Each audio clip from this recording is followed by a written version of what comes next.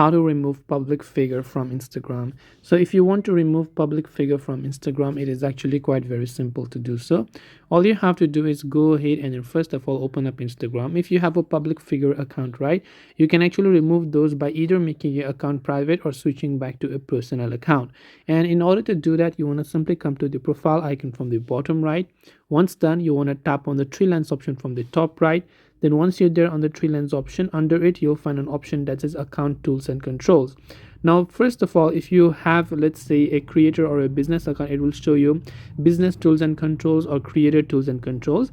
After you select that particular option, it says switch to personal account. Now if you already have a professional account, in my case I'm already on personal, so if you have a professional account like a public figure type of account, you will find an option called switch account type, after which you have to select switch to personal account, and once done, the public figure option will be removed from your Instagram account.